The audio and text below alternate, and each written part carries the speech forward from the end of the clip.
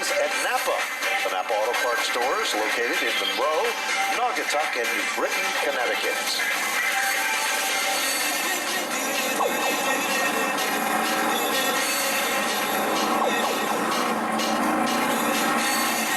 Lights still remain on the safety vehicle at the point, a check of the racing surface, and the field rumbles down the back straightaway. They'll be told to cross over from the starter stand, Chris Cambato, giving him the clenched yellow, followed by the clenched white in X formation, meaning the field to double up. Double file will make you smile. Matt Buckler, the originator of that. I heard that before. Yes. In single file, you'll be walking down the aisle. So we will have a double file start. Matt Clement shown a lot of potential this year, and Jeremy Lavoie has had some good moments. One of his problems was making that car stay fast for 20 laps, but he conquered it earlier this year to get his first win, and he was one of the happiest drivers on the planet when he was able to pull that off. And then a couple rookies in the second row, but then I don't really call them rookies. I don't either. Because both Frank Latoile in the 11 and Brian Narducci in car number 28, they have been around for a while and have a lot of miles on their careers. They sure do. I think they have oil in their veins instead of all blood, Matt, because they come from a racing background, a racing family, and they both love racing. Let's see what's going to happen as they unwind them off turn number 4. Double greens come out, and Clements has an advantage to the bottom of turn number 1 as Lavoie drifts up just a bit, and that gave Latoile the advantage on the inside. Remember, Latoile and Lavoie used to race in the Dare stock side by side, so they're very competitive. Surdell and the 33 get in trouble down the backstretch of Robert Bloxham, as Bloxham is around underneath the Ingersoll Rand billboard on the backstretch, and there comes the yellow. And Bloxham is a roadblock. 87 of Surdell had started scratch from Manchester. That car is heading in. It's been kind of a fixture here at the Stafford Motor Speedway. Had open heart surgery this past week in Mass General. He is doing well. Sad that he cannot make it here tonight, but we want to wish Warren Bren the very best. He's one of those guys that has been a fixture here at the Stafford Motor Speedway since way back in the early 70s, where he competed in the All-American Sportsman Division. So we are getting ready to turn him loose again, and Clement gets off to a fine start, but he is getting challenged immediately by Brian Narducci. All of a sudden, Lavoie's car did not get up to speed. A mechanical wove the story. New leader emerges, Brian Narducci, Frank Latoile. They are 3 wide into turn number 3. Bottom of the racetrack. Here comes Latoile. Here comes Narducci. They come off turn number 4. Narducci is back in command. So the 3 wide situation was very welcome for Brian Narducci as he is able to blast his way into the lead. Great battle for 3rd and 4th. On the inside is the 66 of Justin Bren as he is trying to wear out the 59 car of Matthew Clement. Car number 33, a drive-through penalty as he goes down on pit road, back to the front of the field. Bren trying to run strong for his dad, who's not here with him. First time he's went racing here at Stafford, and Dad wasn't here, turning the wrenches. Here comes Paul LaRue, a 3-time winner, and who's the tail that wags the dog there? It is the point leader, Provost, who's threading the needle through traffic rather impressively. But how about the leader on Monday nights? Trouble for Clement. Goes around and he gets clobbered by Albert Saunders. Hard hit there as he spun like a top. And Willie, nope, the caution flag comes out. He does not get it fired back up. Not only did he have the coming bell up again here shortly. If you missed it, we invite you to check it out on Periscope. It's replays right at your seat and right in the palm of your hand, what we provide here at Stafford Motor Speedway. And hopefully we'll get another look at it as you'll see the 59 of Clement going sideways, and then you see almost like a battering ram. Albert Saunders came in, and he had no place else to go. And Albert Saunders now at the rear of the field. Yep, interestingly enough, Frank Latoile, a very similar story to Narducci. He graduated from the karts on Monday night. He loves to race anything with wheels on it, and he has 2 legendary grandparents that are racers as well, and his dad is a racer. So a lot of history.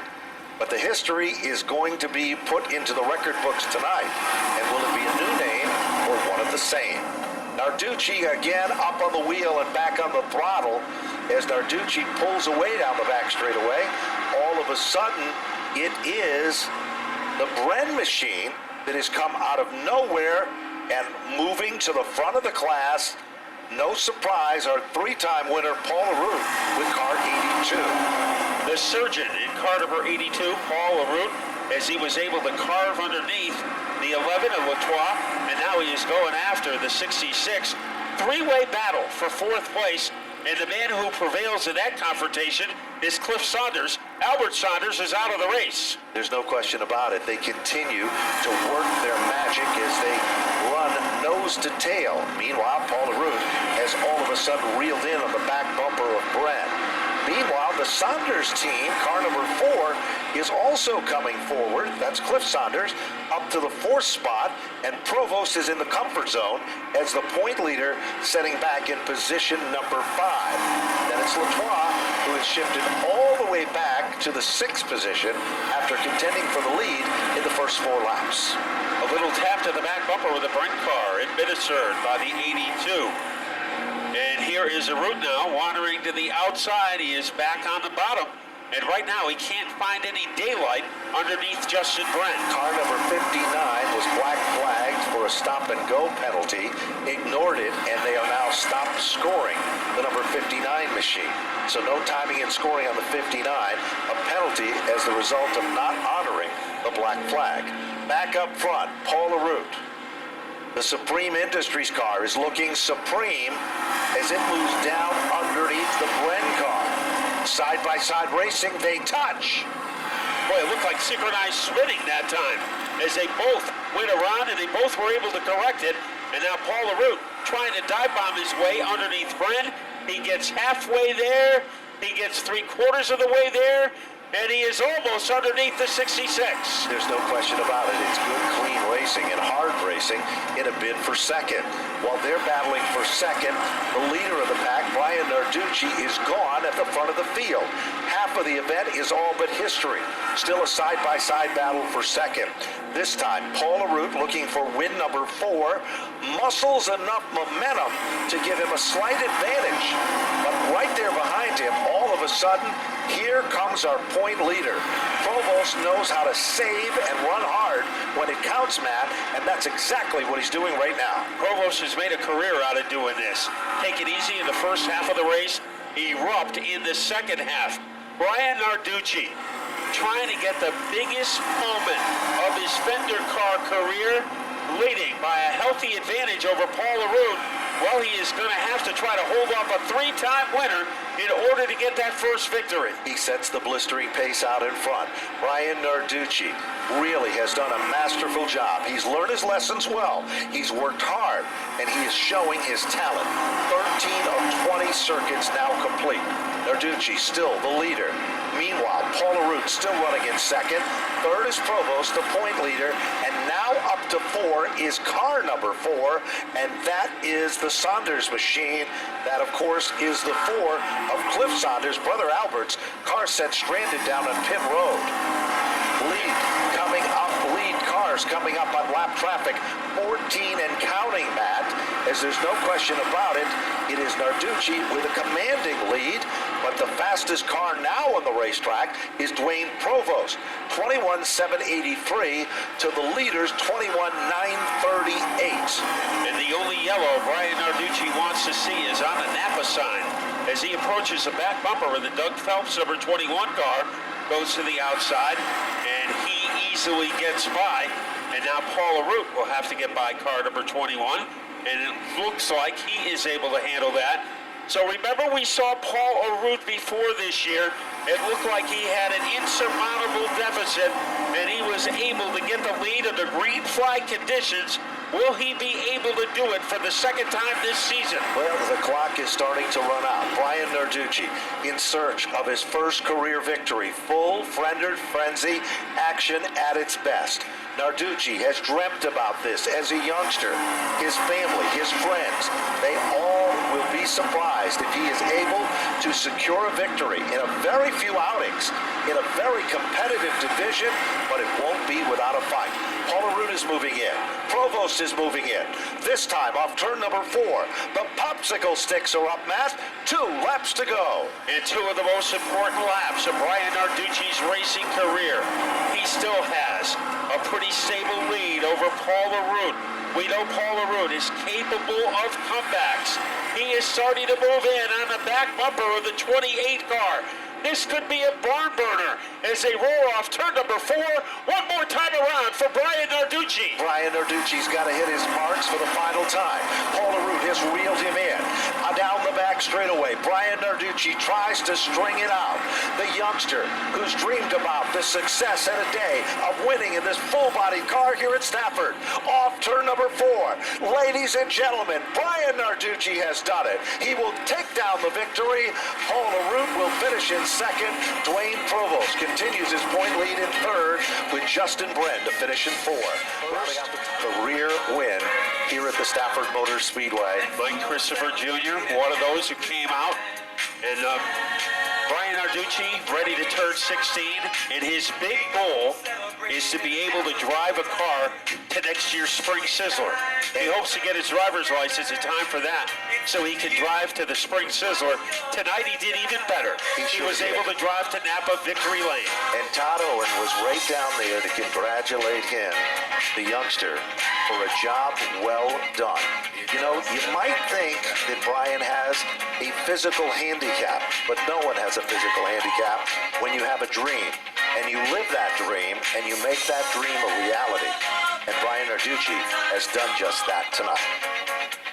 Missy Pearl, his mom, his dad, Jerry Pearl, and all of his young friends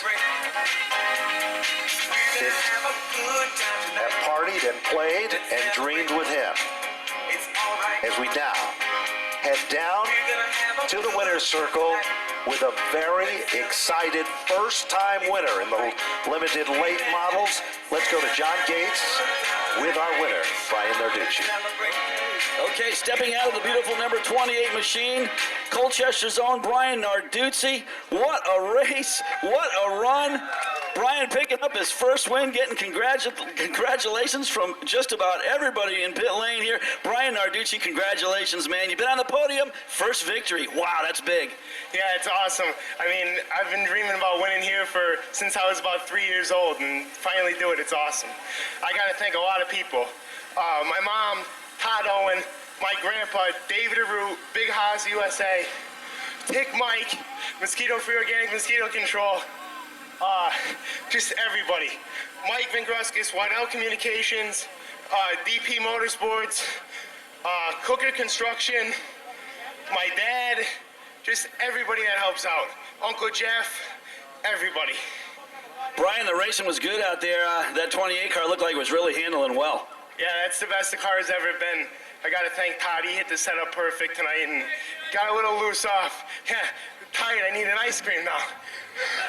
So give it up for Brian Narducci, your winner of the limited late model main event. What a race, what a win for Brian Narducci in the number 28. Let's go over and talk to John Delfino with the rest of our top 3 competitors. Thanks, John. I'm over here with the second place finisher, Paula Root. Paul's just talking to family right there.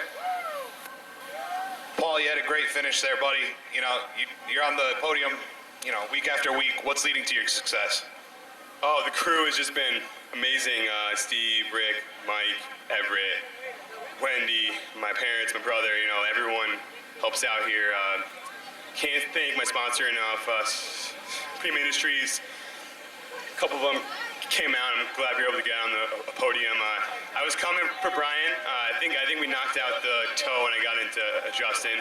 I apologize to him for that down here too, but you know, the car is hooked up. We're having a blast out here. It's a great division, and it's fun. Congrats to Brian as well. Thank you. Congratulations to you, Paul. Now here with Dwayne Provost. Dwayne, you were in this position last week in first. You finished in third strong this week. You started in the back of the pack. What led to the third place finish today? Well, there was a couple issues from last week. We fixed those. I want to thank Barry Fleckinger for helping me out before the race. And we had a little damage there, I think, in the beginning. Somebody missed a shift, I think, and got tagged in the right front. And otherwise, it was doing pretty good up until that point. I think could have charged it front a little bit better if I hadn't had the contact. But definitely a great finish tonight to follow up the win last week. And we'll be back next week and try to get some good points. Anyone you'd like to thank? Just want to thank my new sponsor, Michael Ficini Law Firm, Springfield, Mass. Good friend of mine, a great lawyer, and I want to thank Gus Quello, Cole's Auto Service in Ludlow, too. Congratulations there. Dwayne Provost, your third place finisher tonight and points leader. Back to you guys in the tower.